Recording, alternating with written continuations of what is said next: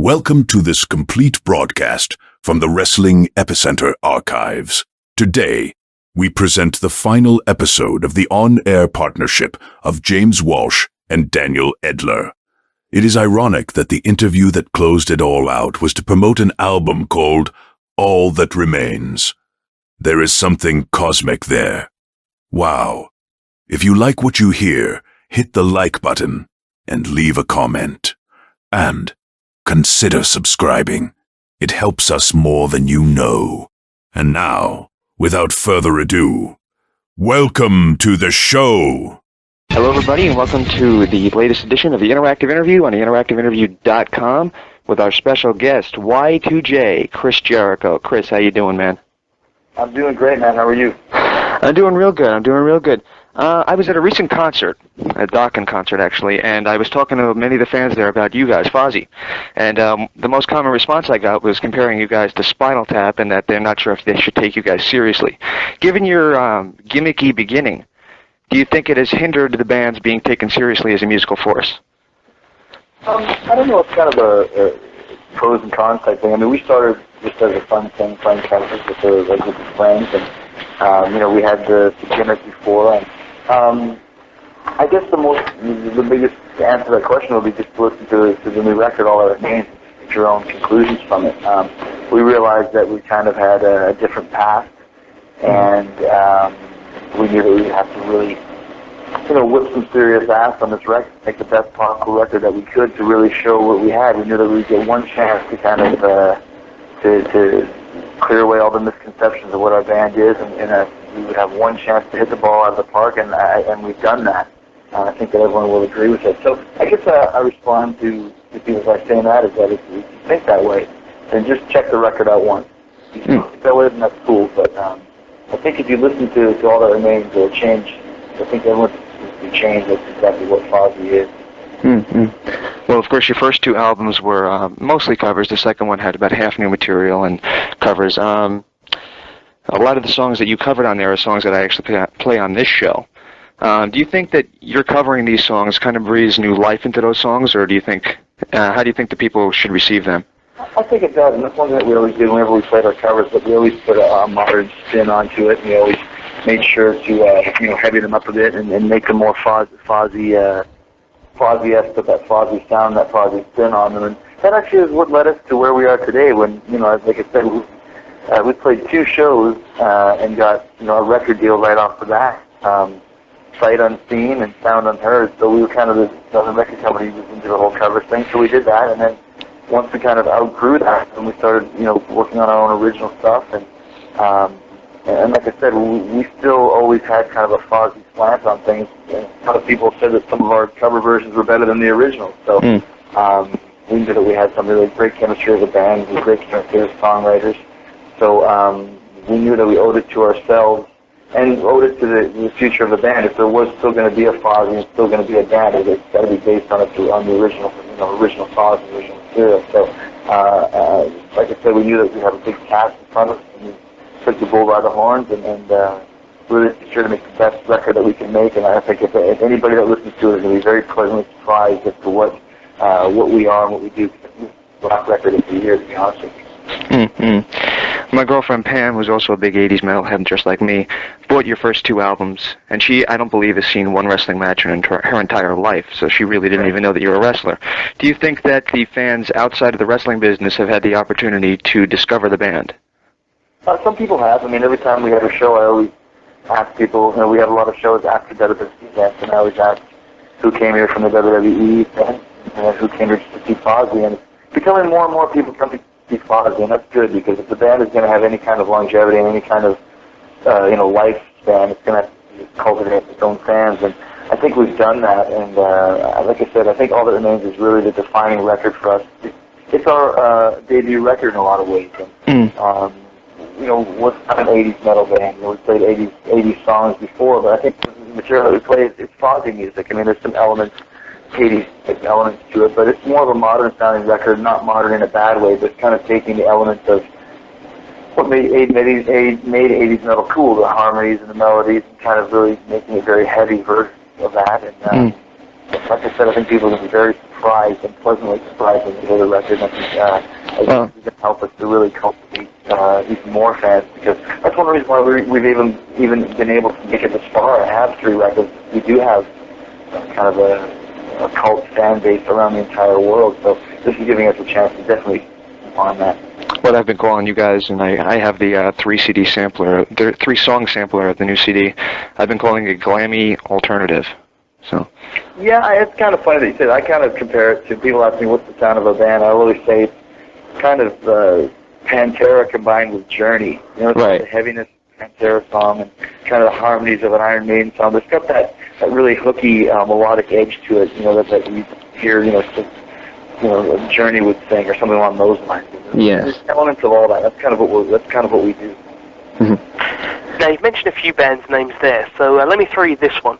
If hypothetically, Fozzy could open for any band anywhere in the world right now, who would it be and why? There's a lot of bands. Obviously, Metallica would be a lot of fun to play with, and a band like Kiss would be great. But I think for us, I think we'd have a lot of fun touring with a band like Black Label Society. There's a lot of similarities between our bands. The label's a little heavier, a little bit more melodic, but it's still based around the same thing, which is just playing some driving heavy rock with great solos and some great melodies and great hooks. And we're good friends with Zach and a fan of the band and friends with all of us. So that might be an interesting thing to look into. Mm-hmm. You mentioned Kiss. You were actually on a Kiss tribute album, Spin the Bottle. I have it. It's a damn good album. I just have a question, and this is like a stupid question, but it's something that I've been wondering since I bought it. Who is that on the cover? Oh, I don't know, man. It's a big gun. Yeah, I know. I just. Who that is? I'll give her a call. We should find out who it is. We should do like a website search and see. Is their name not on the record cover? It's not even in the booklet. I've been looking for it. I've been trying to figure it out, and I've been reading like reviews of the album, and people are just saying, "Well, who is that?" We need to track her down, man. We need to find her and conquer her. Who is the chick on the spinthebottlecover.com? Okay. Exactly. And where can we get her number? Yes. We want to take her out for dinner. Absolutely. Well, let's take this to a quick wrestling spin here. With all the talk of ECW lately, and I know that they asked you this question in the ECW release, let me just give you a quick word association, ECW. Sure. Okay, ECW. ECW, fun. Yeah, that's what you said, yeah. And it was a real place to work. It was a lot of fun. And once in a lifetime. Mm-hmm. I don't know if you've heard the rumours and whatnot, but what are your thoughts on the WWE possibly running an ECW-owned pay-per-view? I don't know. I think ECW was a time and a place. And I think it's very hard to create that time and place, especially with the WWE spin on it, because it won't have the same heart that it had when it was in its heyday. So, you probably have fun with it and put some of the old names back on there again and stuff, but it's still a WWE version of ECW, and I think it loses a lot of its integrity and a lot of its kind of maverick attitude by having that. Many of our former guests have said that they should just let ECW rest in peace. Would you agree with that? I agree with that. Yeah, like I said, I think it was a time and a place, and it's it's kind of like Kiss putting the makeup back on. It's cool, but after it's all said and done, it's kind of like you can't go back to 1978, no matter how hard you try. Right. I agree with that. Okay. It's at the same time, Yep. Okay, question for you is, I've honestly never been more entertained by you than your WCW Cruiserweight title run. Now, you've been pretty outspoken that WCW really didn't give you a chance to shine, but how much of all the ideas, like you going to the Library of Congress and things like that, were all your idea? A lot of them are pretty much all my ideas. Like when the Library of Congress thing was like, I showed up in Washington. They said, "Okay, here's your camera. We want you to go do something." I said, "We don't really do." And they said, "We don't know. We need some film, so go do something." So I kind of like, okay, well, let's go to the Library of Congress and we'll work on the conspiracy theory thing and blah blah blah. That's kind of how that all came to pass. And that's kind of a lot of the stuff in WCW was like that. It's kind of a skin of your teeth and just kind of take what you get and make it the best that you can do. And I got very good at being able to do that over the years. So, but yeah, that was fun. It was fun. Looking back on it was actually a pretty fun time. Yeah. They teased a feud with you and Goldberg where you beat the little midget Goldberg at the Fall Brawl, which was hysterical. But that match never took place, not in WCW anyway. Why didn't that actually take place? Just politics, I don't think that Goldberg was too into it because people were in his ear telling him that it wasn't a good idea. I thought it could have been a little bit of a money-making feud, not revolutionary, but it could have made some money, and they just didn't want to do that. And that's kind of where I decided that it was best for me to look elsewhere and move along when that feud never took place. Now, you were quite outspoken, as James said, about your time in WCW, and obviously you quite wanted to leave by the end of it. But why would you say your main reasons for leaving WCW were? My main reason? Yes, yeah. Just because of what I just basically said, like the politics of it. He couldn't really. There was a little, not a lot of advancement available. And that's obvious because they don't have a business. So I just wanted to. I was been a WWF fan since I was a kid. I always wanted to work there, and I kind of made up my mind. In fact, it was kind of not a good place for young guys to be. It was more of an older guy's place, and that's basically the way that it worked out. So, and like I said, in retrospect, I'm very happy with my decision. Now, of course, you are the first ever undisputed world champion in the WWE, and during your time, obviously, you had a long feud with Triple H. How did you feel about not only the title at that time, but your character and how it was handled?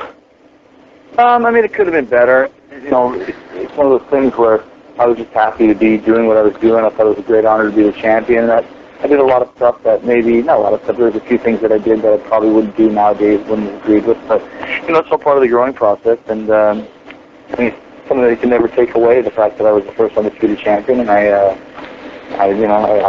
my Stanley Cup ring or my Oscar, so to speak. It could have been handled better, yeah. Could have been handled worse, yeah. So you take the good with the bad sometimes.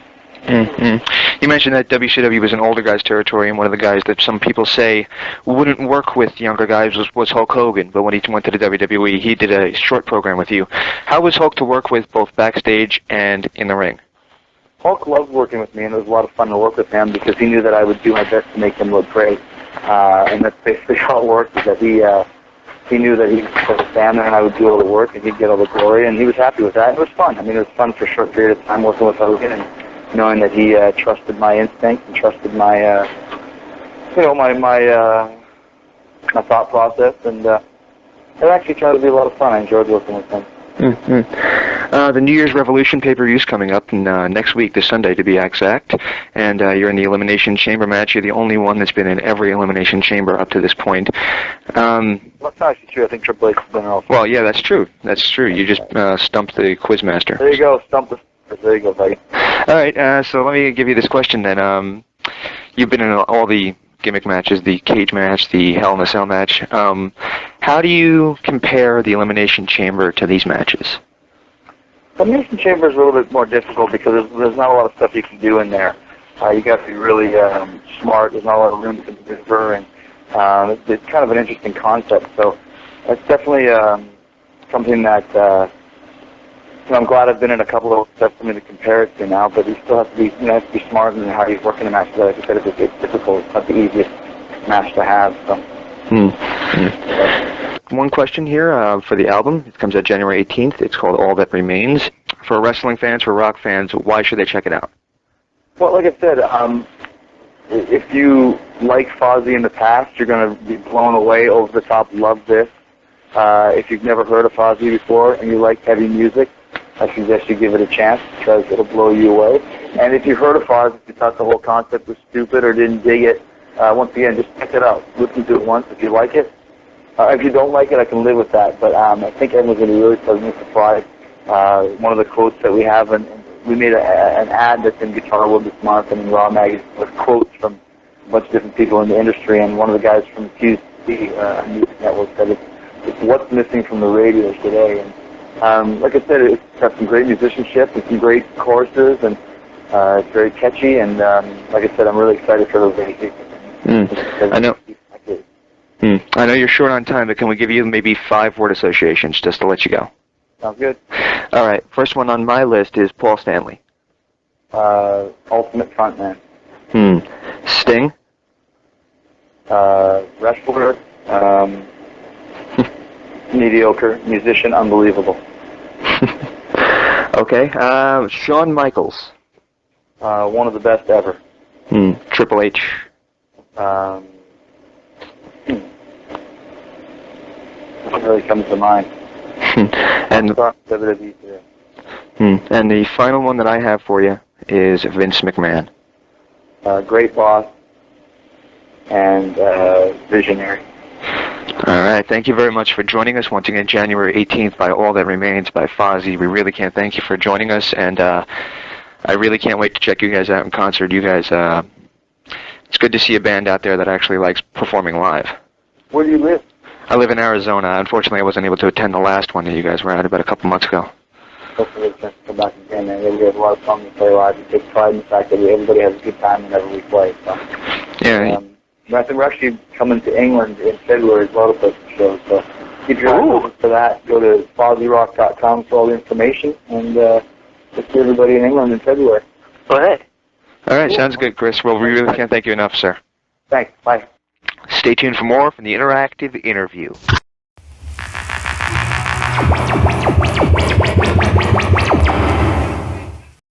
This is your president and WWE Hall of Famer, Donald Trump.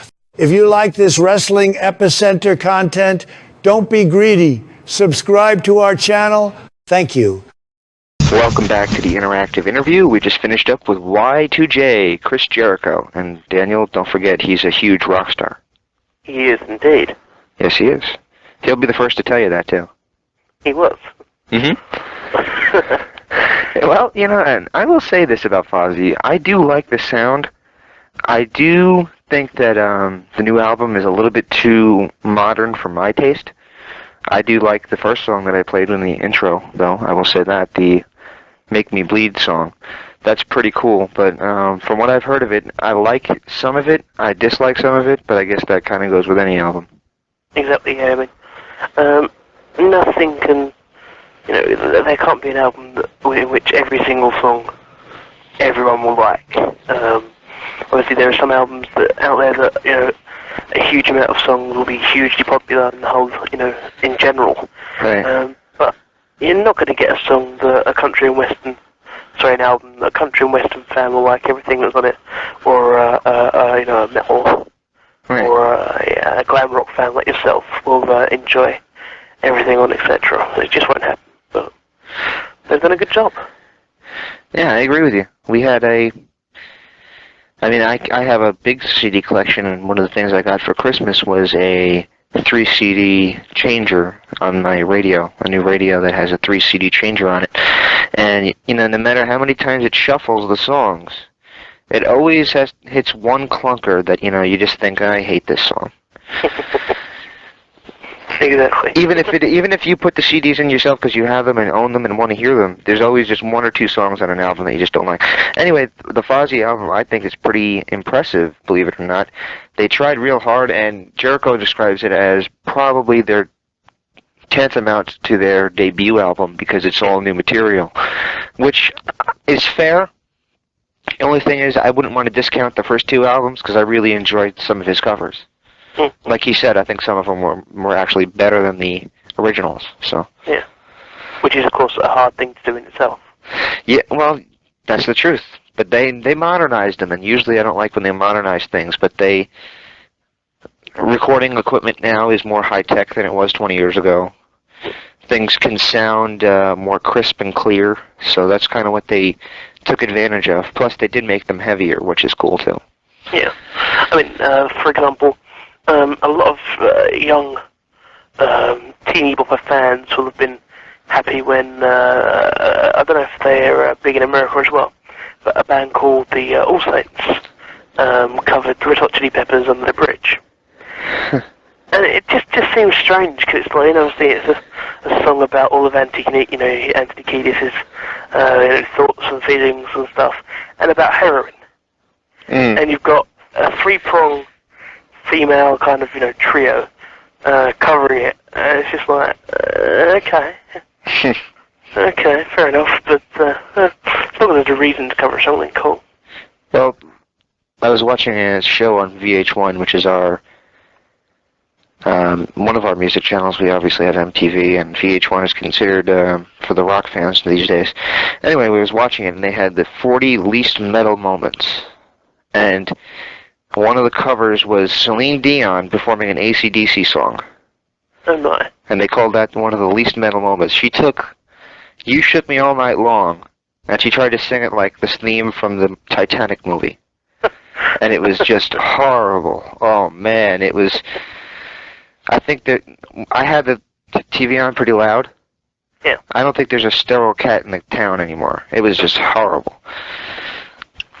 I tell you, one thing I want people that are listening to this to go and download. Cry Me a River.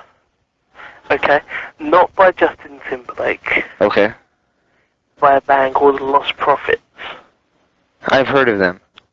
You should do. They're a Welsh band. And they're very good. Hmm. But to download some of the other stuff while you're at it, and then when you download it, head over and buy their albums. Give back to the band as such by buying the stuff. Well, when you download it, you should obviously pay the 99-cent cover charge or whatever it is to download. Do that. But yeah, they do it as part of their live set, this cover of Justin Timberlake's Cry Me a River. It actually made it a really quite enjoyable song for me. Yeah. I really like the cover.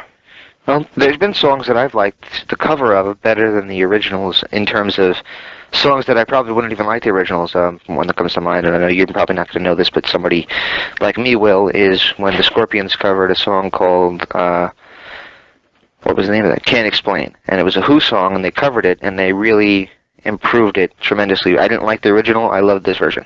But anyway, we also talked to Mr. Jericho about wrestling. His other passion, obviously, and obviously my other passion. And I think we got some pretty good answers from him. Yeah, exactly. And obviously, this was a hybrid interview, because that's what Chris does nowadays, putting over both the wrestling side of things and his rock star side of things, because both of them need talking about. Mm-hmm. And we asked him the questions that need to be asked. Yes, sir. Of course, with New Year's resolution. Is it New Year's Revolution or Resolution or Revolution? That's the confusing thing about these pay-per-views this year. All of them have an R in it.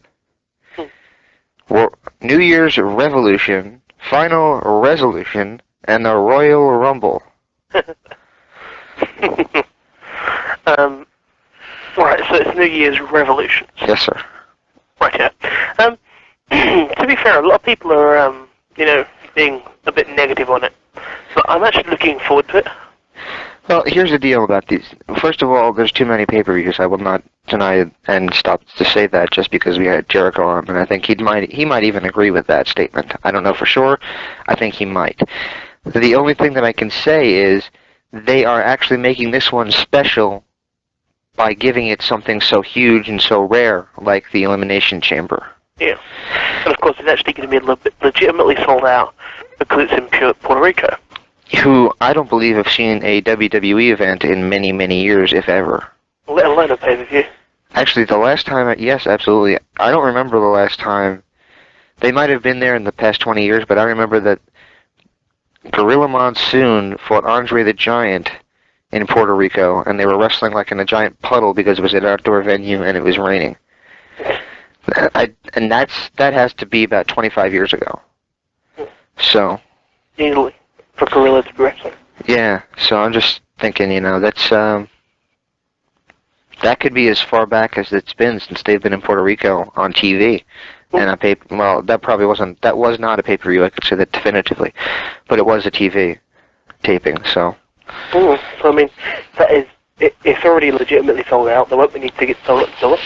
So anybody listening in Puerto Rico at the moment, the only way you're going to get a ticket to the event is off a town, which we don't condone. But anyway, it's absolutely sold out and stuff now. So only way you can catch it would be on pay-per-view. Yep. As it will be the same with everybody else in the world, including me, because this is one of the events that's now a pay-per-view offering in the UK. Is that? I had heard that they have taken away your free privileges. Is that true? Let's say this, because of the addition of pay-per-views, 12 a year are now pay-per-views with to pay. and I think we get to get 6 or 8 free. Well, I think 10 might be pay-per-views and we get 8 free. So. Wow, that's impressive. That's still a lot of pay-per-views for 1 year, for one company. Exactly. Plus you got to throw in TNA, having... Yeah, I was going to say that for you guys in America, you got to throw in TNA. Yeah. I haven't got the option to watch it, so... Hopefully they'll clear that eventually. They're probably working on it now. Yeah, probably. They're trying hard, and I will give TNA credit. They are trying hard. Mm-hmm. But I mean, a lot of people are downing on this New Year's Revolutions. But I think it's obviously going to be a long main event. You can tell that by the fact there's 6 matches now. And one of those is the women's match. One of those is Maven versus Shelton Benjamin. So there's 4 matches. 4 matches proper announced. And then there's probably going to be something involving the tag titles. Yeah, there already is. There's the tag title match, which is Eugene and Regal versus Christian and Tyson Tomko. Is it? It might be. You might have to check out the website. Yeah, quickly, if you're at the computer, James, run across to the website, check that one out. I'm not sure who their opponents are. If I can throw this comment in there about Christian, I was a fan of his at the beginning of the year because his sarcasm was hysterical. Because of course it's now 2005 and is the beginning of last year, I should say. Typing in Google. We're at google.com. Now we'll type in WWE New Year's Revolution. Which is James's practice. Let's see. Bye, New Year's Revolution. Alright, here we go. There we go. WWE.com, New Year's Revolution. Here we are. Anyway, where were we? Yeah, you said about Christian. I was a big fan of his last year, the beginning of last year, because he had such a sarcastic heel character. And he was well on his way with his feud with Shawn Michaels to possibly becoming something really special. And somehow that got dropped. Yeah. I dislike the new theme song. I just don't think it fits him. I hate the new ring jacket. I want to just take it off him and keep it off. There's just things about that I just... whatever they're doing to change him, they should stop, because it's not necessary. I like the idea of him and Tomko are a good team, I think. Mm-hmm. In that Tomko is like your typical movie villain. Movie henchman, should we say. He's kind of like Triple H is in Blade Trinity, because he's the guy that's there, and you know he's big and strong, but you know that he's never really going to be the top dog. He's not clever enough. He's a big brute. Right. He'll lose to the good guy at the end. Whereas Christian, you know, he's got character, he's got charisma, he's got ability, obviously. And I prefer him to Edge. But why does Batista's shirt have a sloppy-looking 3 on it? I don't know. Who are the tag team challenges? Sorry about that. I'm just looking at the, they have a little merchandise section right on the site, and it's a Batista t-shirt, and it looks like a sloppy written 3 as his t-shirt logo. Where are we? Actually, News Revolution section. Women's Championship. Doesn't seem to be that there is a Tag Team Championship. Intercontinental Championship is Shelton Benjamin is defending against Maven. Kane against Gene Snitsky, which could be pretty good. We have the Women's Championship match, which is Lita against Trish Stratus, and the Elimination Chamber with, well, you know who with. Yeah. Chris Jericho, Randy Orton, Triple H, Batista, Chris Benoit, and am I missing somebody? Edge. Edge. Yes. Okay, so I guess the tag team thing isn't announced. I guess it isn't announced, but I think that they said it on Raw because I'm thinking back. I taped it and I watched bits and pieces of it, and I'm pretty sure that they, for whatever reason, had a non-title match involving Eugene and Regal against the challengers who will be facing them at the pay-per-view. Oh. Now, why they do that, I don't know. Because if you're having a pay-per-view match, why would you have them actually touch each other before the pay-per-view? Okay. It's in the But there was a funny backstage skit with Regal. They're listening to some CD. I don't know who it is. Some woman with red hair from Long Island, New York. I don't know who she is, but they were listening to her CD. And Eugene's listening to it, and Christy Hemme has him sing. And of course he's horrible, but you don't really expect much from him. So they walk off, and Regal picks up his little portable CD player, Eugene's portable CD player, and he puts it to his ear, and he starts singing and dancing in the middle of nowhere. He turns to the side, and he's doing the thing, and Christy Hemme just happens to walk right by again. And she's like, what are you doing? And I don't know, it just was a funny parody, because Regal has this, straight, and no offense, but that straight British, old-fashioned kind of, proper gentleman kind of thing, I guess you could say. And it's funny to see him do something that's unexpected like that. Yeah. That's why I think this pairing with Eugene is actually going to be good for him. So, that isn't announced, but I think there's going to be a tag match. Yes. I swear I read it being announced. Okay, whatever. And then there's Jerry Lawler against Hassan, whatever his good name is. Yeah. For some reason, I want to say Hassan. Muhammad Hassan, I believe is his name. Yeah, so... And that also is not announced on the website, so they better update this. Yeah, that's good. But, okay, so there's 7 matches. Yes, and I think that's probably all you get. You might get the thrown-in match with Hurricane Helms against somebody. Yeah, which would be good for Simon, because I think I like the character. I will say I like the character. Yeah. It's an opportunity, and of course in time they're going to have to break free of the whole fitness stuff, but I think that's a good gimmick for him, the fitness powder.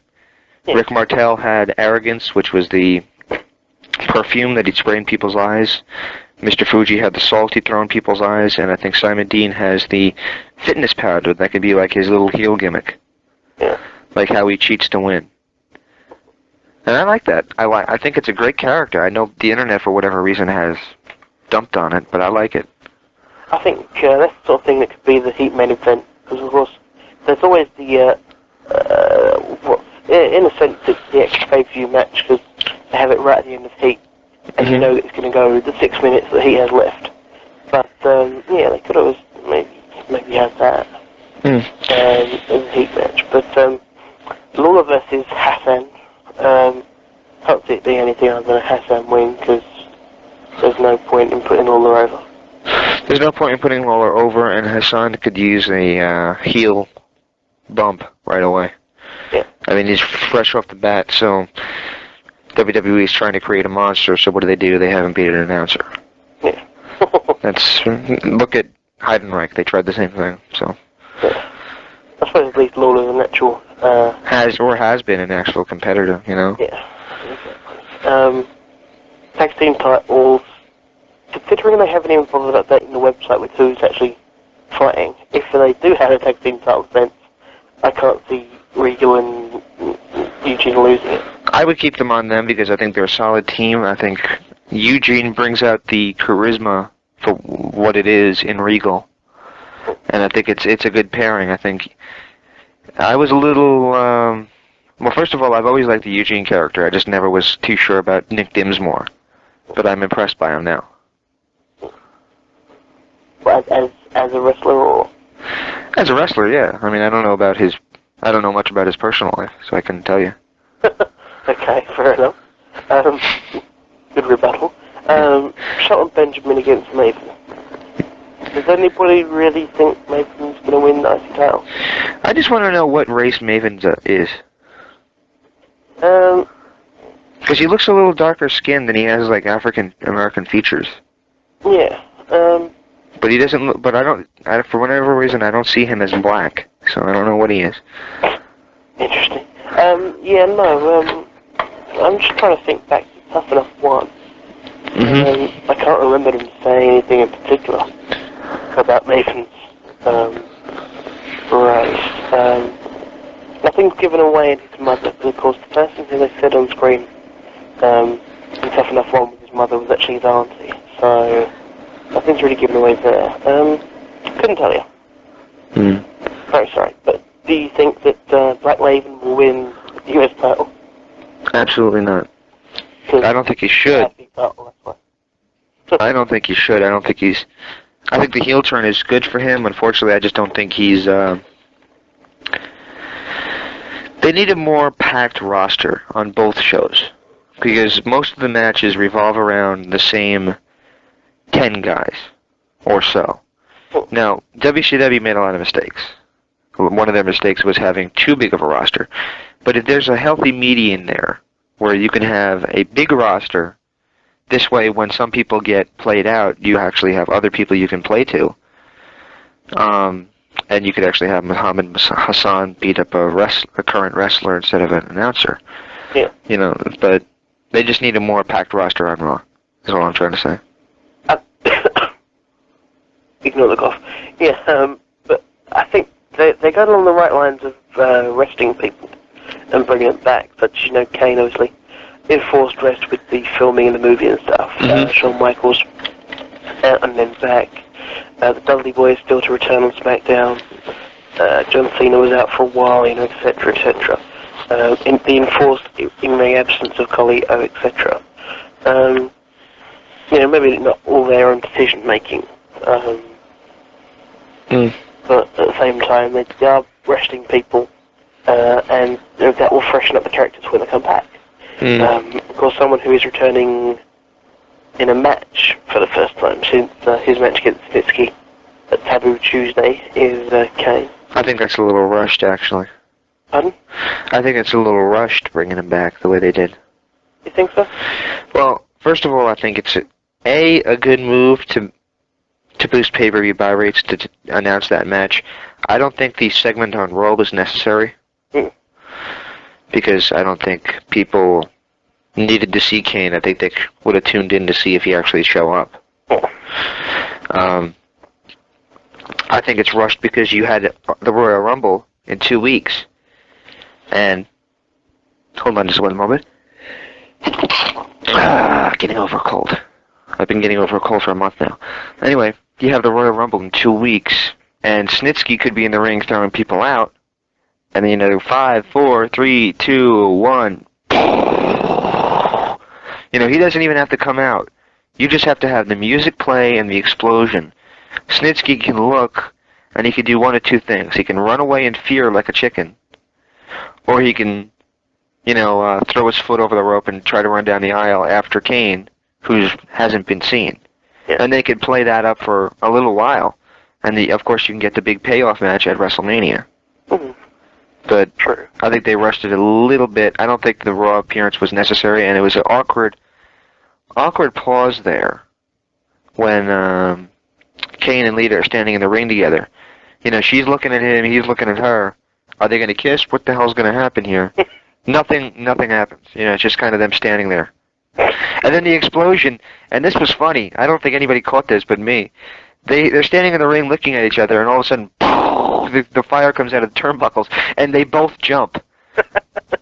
That's what I read it on one site. Apparently, they just the reaction was something like, the pyro guy should be fined a week's wages. Right. It's a complete random pyroing. Right. I think they're thinking, oh my God, Hassan's gone nuts. I don't know what's happened there. Obviously, whoever was on the pyro button was getting a bit anxious and wanted the segment to end. So rather than wait for Kane to do the signal for it, because they both just jumped. It's pretty funny. 7-foot monster jumping, whose pyro went up. Yeah. Anyway, yeah, I agree with that. I still think they're going to still go for Undertaker and Kane versus Heidenreich and Snitsky in tag match at WrestleMania. I don't know why. I don't know how they're going to play it out for that long, but I still think they're going to go for it. It would be interesting to see how they can jump shows with it. Yeah, I mean, at the moment, they seem to be almost building... Well, they did have that little confrontation, I think it was at Survivor Series. Yeah. So that could lead to something at the Royal Rumble, who knows? Exactly, and on the recap shows at the moment, I mean, I know they did the whole, the Raw, Best of Raw. Yes. Best of Raw. And they had, over here, while the Iraq SmackDown was going on, they had the Best of SmackDown. Okay. Over here. But obviously... how was it? I didn't watch it. So, I've got to be honest, I didn't watch it. Okay. But obviously, even with those shows going on, there's still the magazine shows as such, like breakdown and beat down and afterburn, whatever they're called, going on at the same time. So there has to be a magazine show of a recap show. And on those shows, for some reason, Todd Grisham and Ivory and all those people were pushing WrestleMania last year and WrestleMania this year as being the only shows where they can have inter-roster, inter-brand matches. So if they're pushing it like that from last year, then they're probably going to push it the same this year. And I wouldn't be even surprised to see, for example, maybe Kurt Angle versus Shawn Michaels or something else inter-brand. I'd be surprised to see that. I think that, I got the new game SmackDown vs. Raw for PlayStation 2 for Christmas, and I played that through, and it's a fun game. And one of the stories actually struck my attention. Well, what if they eventually do a SmackDown vs. Raw event? They could sell that pretty well. I think they could probably use that for WrestleMania 22. Yeah, I suppose. I don't know whether they want to do it for WrestleMania. I don't know. I think WrestleMania will sell itself. I think something like that would help sell the Survivor Series, for example. That might be a good idea, actually. Because they can have these survival matches. Exactly.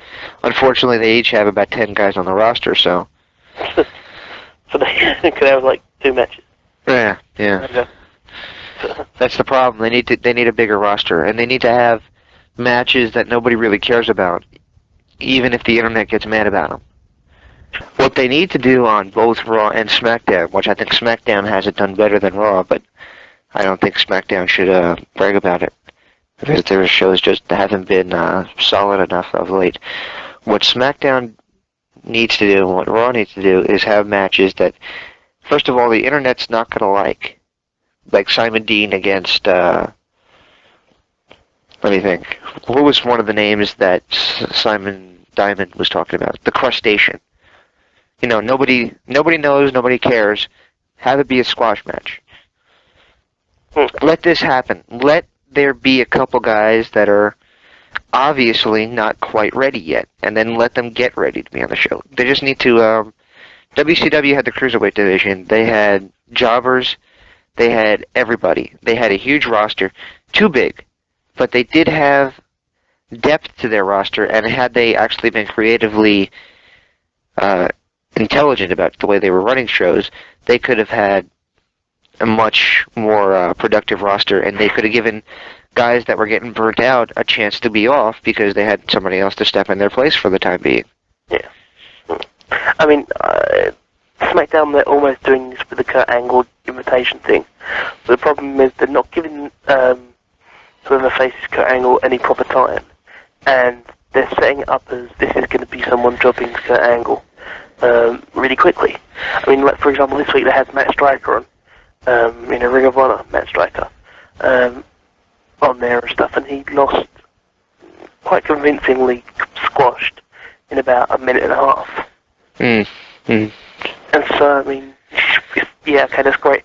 There's a match for the sake of it being a match as such, and there's a reward to it if there was going to be the upset. And he gets to go to Ring of Honor and demand twice the money now because he's been on TV.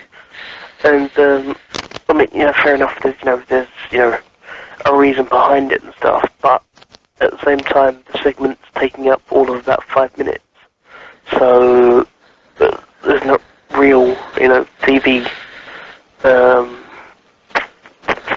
I'm trying to say, there's no real TV reasoning behind it in terms of TV time. Yeah. Well, here's the deal, and I'll try to explain this as briefly and quickly as possible. These days, when a guy gets burnt out or their character isn't producing, they get lumped together in a mongrel tag team. For example, Rob Van Dam and Rey Mysterio. Neither one of them are really producing of late, and that could be their fault, could not be their fault, I don't know. But for whatever reason, they're a little bit on the played out side. So it's time for them to get a vacation. For whatever reason, they don't do that, and they just put them in the tag division and keep them on TV, which I think is actually hindering them because it makes them look smaller than they should be, because I think they're both legitimate superstars. I just don't think that there's much for them to do at the moment. I just think you just have to take those guys off TV, and when they come back, people don't remember that they were a mongrel tag team that nobody really cared about. And hopefully you get them back in a U.S. mid-card, upper mid-card status. Rob Van Dam could even go higher eventually. I mean, they just announced that I think it's next week on SmackDown. There's a four-way tag title match, which is Eddie and Booker T versus RVD and Rey Mysterio versus two actual tag teams in Mark Ginger Action and Luther Reigns, and the only actual tag team that is a tag team is the Bashams. Right. But it's nice to see that, obviously, JBL's got a tag team behind him, and Angle's got a tag team behind him and that. So. And I like the JBL stable that they have. Yeah. The cabinet is pretty good. It's a good idea. Exactly. And it does bring new people to the roster. And by the way, I just want to point this out. We are not going to be able to have Amy Weber on. No? I don't believe so. But for whatever reason, that's like a real popular topic in 3SW. Yeah. People are always reading the Ask Amy Weber a Question. Oh, yeah. I don't quite know why. But they seem to always be there, so unfortunately we will not be able to have her on. No. Not until she's released or from the WWE or until they're coming to town and they need to promote a show. Yeah. I mean, in which case I don't think I'd ask for her anyway. the same with Christy as well. Yes. She's no longer taking interview requests, unfortunately. When she gets when that year is up, if they don't keep her, then I will definitely email her. He'll email her on many issues. No. Possibly be an interview, but you never know. So I think... and if anybody does know who that is on the cover of the Kiss Spin the Bottle tribute CD, please do let us know, because it sounds to me like Mr. Jericho has plans for her as well. So anyway, Kane against Snitsky. Looking forward to that. That's one of the two matches I'm looking forward to the most. There is Elimination Chamber. Is there one more, or is it just the Elimination Chamber we're going to discuss? I think that's all of them. Cool, so it's just the main event with the referee. Is that supposed to be a B? I'm hung up on this shirt. Leave Batista alone. Batista, of course, will be the man who comes out of his chamber. Isn't that a Rod Stewart song? Pardon? Never mind. Anyway, Batista will be the man that comes out of his Elimination Chamber as the last, after beating the clock and beating Triple H and beating everybody else's time. Edge, Jericho, Benoit, Batista, Triple H. Well, it kind of worked out the way you would figure it because of their working style. You would figure that Batista wouldn't be in there very long. You'd figure that Jericho would be, because he's the probably the best worker. He and Benoit are probably the best workers of the bunch. Are they the first two in there, or what? I have no idea. Him, Edge, maybe. Edge. There's actually really good workers in this match. The only one that's not really a solid performer in terms of what they can do in the ring for long periods of time is Batista. But I suppose, those who've seen OVW may think differently, because I suppose in the WWE he's not really been in a long singles match, whereas he's had a few long tag matches and stuff. But since his improvement, his dramatic improvement over the past few months of late, at the very least, he's not really had a chance to be in a long match, as showcased typically with his squash victory over Rhino. Uh-huh. So Batista, you never know. He's in last, but I still think he'll be in for at least 10 minutes. Yeah, he'll probably do pretty good. He tries hard. He does try hard. I'll give him that. He just needs to figure out, and this is one thing I pointed out several months ago, and I'll point it out again. Example, when Eugene came into the ring. During a match, Eugene would punch Batista, and he'd do that thing where he'd wave his arms, or would he go down? Yeah. But when Eugene comes in to make the save and punches him, he flies across the ring, turns himself sideways, falls through the ropes, and falls to the floor. There's got to be some room for parity in terms of, if a punch in a match doesn't floor him, why does a punch in a run-in floor him? Yeah. You know, that's the only thing that I've always complained about Batista, but he tries hard. I'll give him that. Yeah. I mean, the absolute complete shortest time that this match could possibly go would be 20 minutes and 3 seconds. Do you know why? Why? Because each entrant comes in 5 minutes apart. So you get your two to start out the match at 0 seconds. Then you got 4 guys enter every 5 minutes, 20 minutes. And if every other guy's been eliminated and you're just waiting for one guy to come in and he's laying on the floor ready to be pinned, comes out the chamber, stomps straight on top of him, 1, 2, 3, 20 minutes and 3 seconds. It's absolute bottom minimum time. And if it ever comes anywhere even close, so such as 20 minutes and maybe even later. I say it'll probably be about a 40-minute match. Exactly. If it ever comes anywhere near 20 minutes, then I'll eat my dinner twice. You'll eat your dinner twice. I will.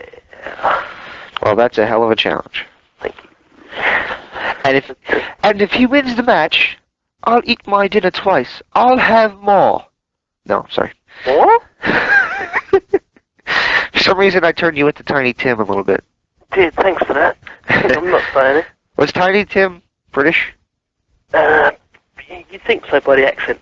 Yeah, and one would think that, actually. Exactly. So, but who do you think's actually going to win the Elimination Chamber? Well, first of all, I don't think Jericho has a chance in Blue Hell.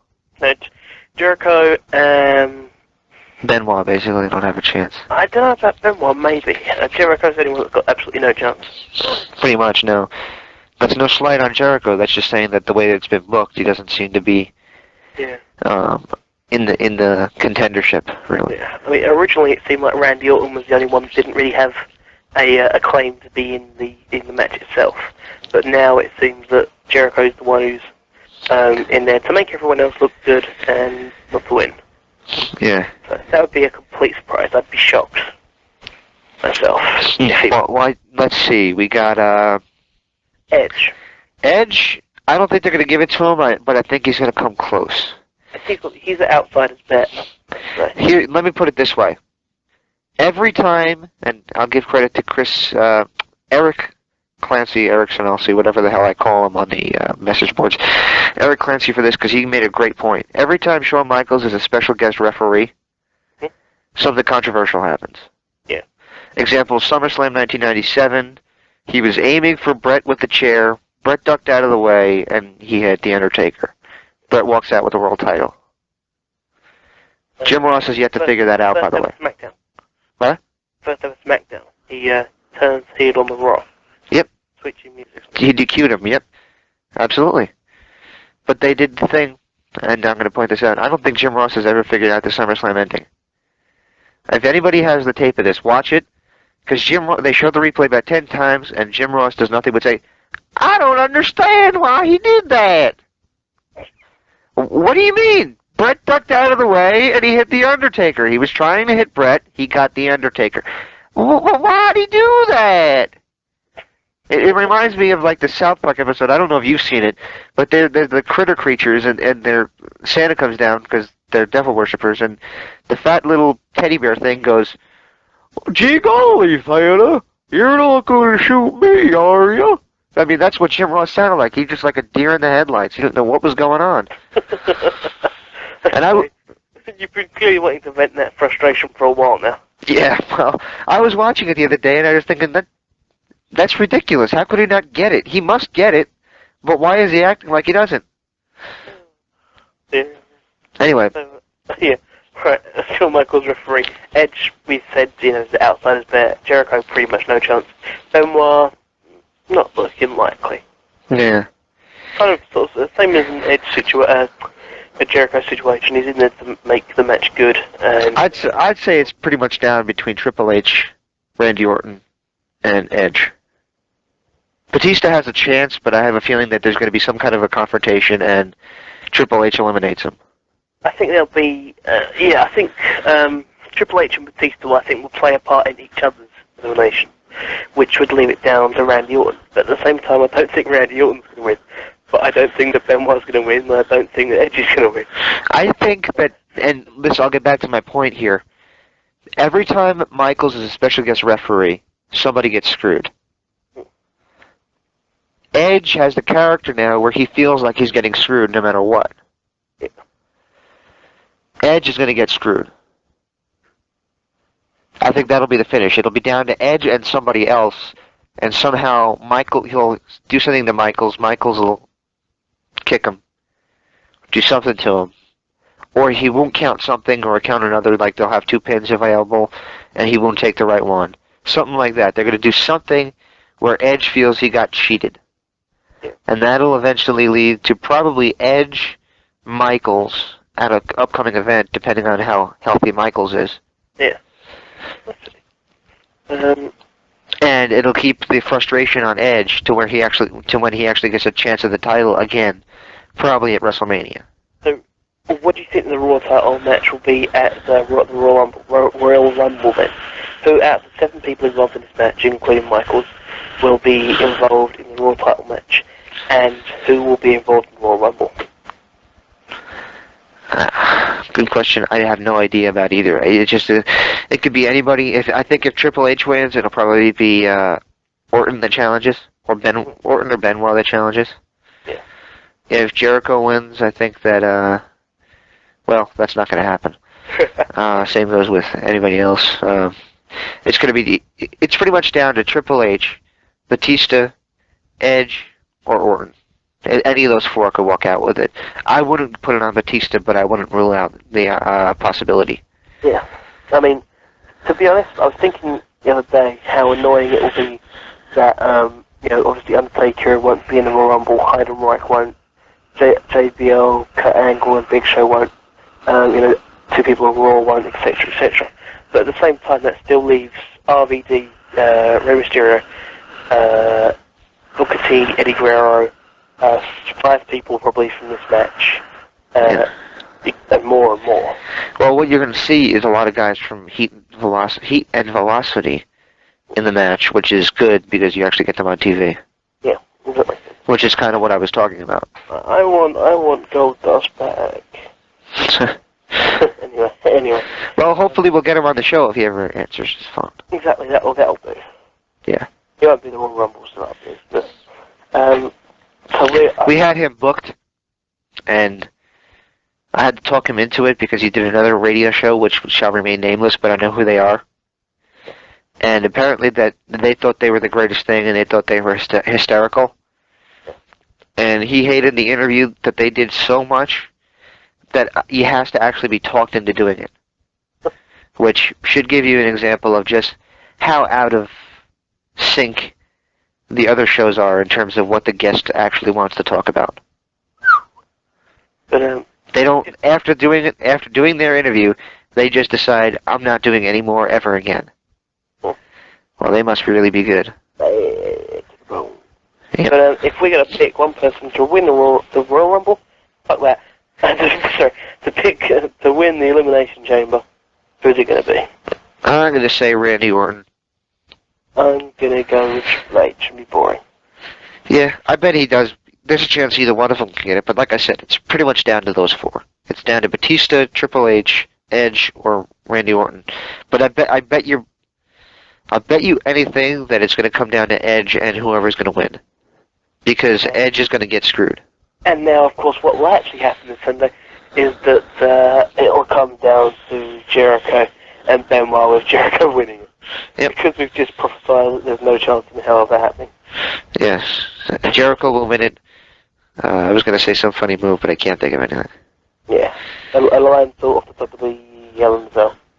Yep. It's going to be substituted for Hell in a Cell instead of Elimination Chamber. Yep. Saved that one, didn't I? Yeah. Just one more thing I want to talk about before we close off. Okay. Ring of Honor. Okay. And the Heat developmental deals. Apparently, 3 Ring of Honor people have been offered WWE developmental deals, similar to what Paul Wagner would have assumedly taken when he jumped from the indie circuit to WWE. And they're apparently, according to the Declaration of Independence, is the source for this at the moment, a deal brokered between Tommy Dreamer and apparently Rob Feinstein. Rob Feinstein was the guy recommending these guys. and apparently it's Jay Lethal, Jack Evans, and Alex Shelley, as people have been rumoured. So, just it interests me slightly. Obviously, people at WWE nowadays know that their movesets are wildly toned down. Jay Lethal will probably be, out of those three, the most WWE-ish. I was talking to a chap for 3SW forums called Subculture, I would say, and he said that he thinks he'd be perfect for WWE, and while I don't disagree with that, I still don't think that, he would be my first choice. Fine, if I was... Well, here's the status, and if I can chime in, I've been pretty tough on Alex Shelley. Well, you just mentioned Alex Shelley, and I just wanted to chime in with this. I've always been somewhat negative towards Alex Shelley, especially in my articles and such, using him as the perfect example of a guy that got an opportunity in TNA that simply was not ready yet. And the truth is, he was not ready yet. But that should not mean, even though I said, bad things about him, that he will never be ready. Developmental is exactly that. They try to teach you what you have to do when you're on TV. And I think that would be perfect for him, because he's obviously got something there. I don't know if he'll ever be a main event star, but he has something there that could be interesting to people. But quite frankly, Ring of Honor fans, for whatever reason, thought this guy was the savior for TNA when he came in, and he simply wasn't. He didn't even belong on the show. As for Jack Evans, and I didn't even catch the other guy's name. The other guy, Jay Lethal. Yeah. I honestly have never seen the other guy work, but I've seen Jack Evans. I think he's a talented high flyer, and if he's taught properly about psychology, he'd be good. And as for, if I could throw this little comment in there about subculture, the only complaint I could say about him is he seems to think that success is a negative thing. Yeah.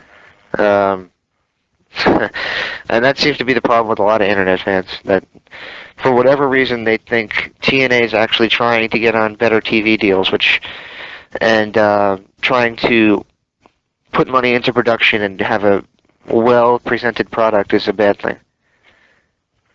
They think that's terrible, and that Ring of Honor using video cameras from different angles, that it looks exactly like that, is a good thing. I think it's more a case of them thinking that they need to spend more time putting in the actual product rather than the superficial things such as, like you say, the production and stuff. You're running an entertainment product. You have to have, first of all, nobody's going to compete with WWE in terms of production.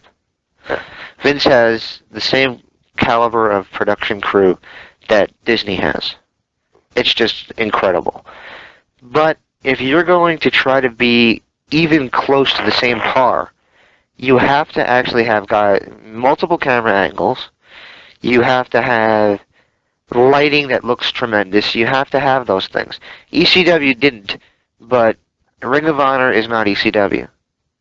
Neither is, TNA is not ECW. TNA actually is putting money into pyro and things like that. And you know what? For the first time, I believe ever in the history of the company, in Turning Point, they turned a profit. I'll leave that one. I don't know. I'm not sure if They have. They're actually in the blue, if that makes any sense. It's official. They've actually made money off that pay-per-view. Which is, I'm not saying that it's billions, but I'm saying that making money as opposed to losing money is certainly the way to go. Oh, yeah. But, of course, those three guys have apparently been tapped up for a developmental deal. And two guys that apparently Mick Foley and Randy and Ricky Steamboat have been recommending of late have been Samoa Joe and CM Punk.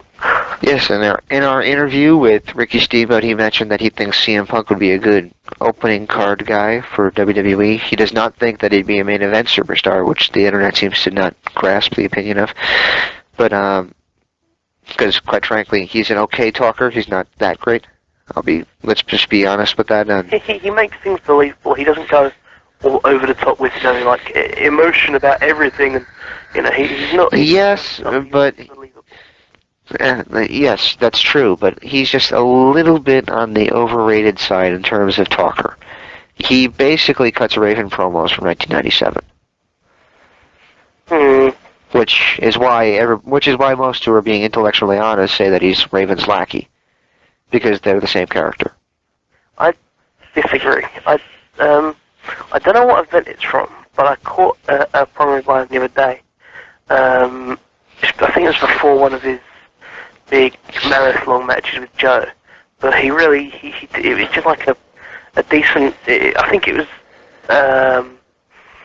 at the beginning of the event where he was trying to beat Joe in his hometown, which I think would be Joe versus Punk 3 or 2. Mm-hmm. Not sure which one.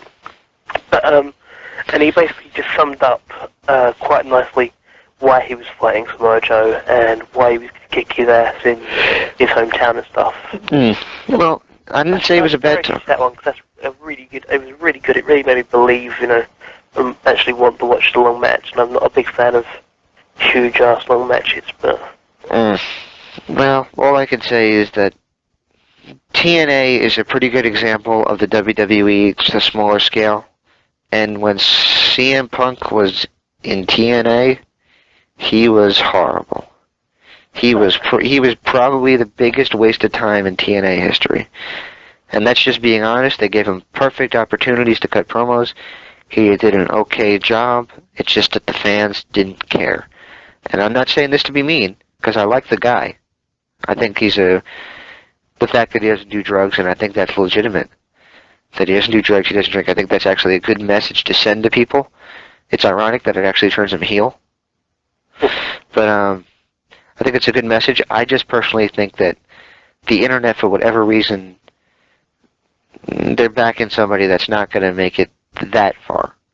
I do think he's talented. I do think that he's WWE quality. He's just not main event quality. Someone said to me today, they think if WWE signed Punk, he'd be the kind of guy they could do a couple of angles with and then they want rid of. I think that's fair enough, I'd say. Yeah. But I disagree with you about him not being very good in TNA. I bought into the whole gathering thing. I like that. Yeah, but the crowd didn't buy it, but then is that really their fault? Because the crowd was, at that point, was starting to get to that insane clown posse idiocy, so... The person you got to feel sorry for in the whole thing is Julio De Niro, who, fair enough, he only got his break in TNA because someone didn't turn up. But at the same time, he was doing the whole gathering thing with CM Punk, and then CM Punk had a fight with Teddy Hart, yada yada yada, and now CM Punk isn't used. But, where is Julio? Of course, yeah, that's what I was going to say. Is that obviously Julio De Niro is the one that's missed out because of that. Where is he? God knows where he is now. Wow, yeah. Because I actually thought he was better than CM Punk in terms of working, which I know I'm going to get hate mail about. But my opinion is that, I won't get into it. It's just not worth it. I've said it all in articles before, and it's fine. I respect what the internet thinks. I just think that somehow they confuse success with failure. I don't know how that is, but it's true. Yeah, I get you. What was the one thing I was going to say just there? I can't remember it now. There was one thing I was going to say. I can't think what it was. No, it's gone. Oh, wait. Oh, well, out of sight, out of mind. Exactly. So, let's close out. I'm not going to play a Fozzy song, believe it or not. No. But I will play something that they've covered. Okay. How about the original version of Blackout by the Scorpions? And the only thing that I will say about the Fozzy version of the song is at the end of the song, and I use this occasionally at the as a breaking point between the segments, at the end of the original song, that there's a segment where the guy starts using really high-pitched, the guy's name is Klaus Mind, high-pitched singing, and then all of a sudden you hear sound of glass breaking. Yes, I know that. Yes. Well, in Jericho's version, for whatever reason, instead of having that, it just kind of fades out. All right. which I don't think gives the same effect. Hmm.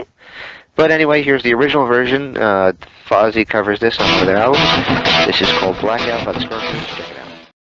Well, that's all, folks.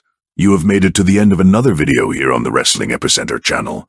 If you liked what you heard, please click the like button and leave a comment telling us what you think. And consider subscribing. It helps us more than you know. Thank you.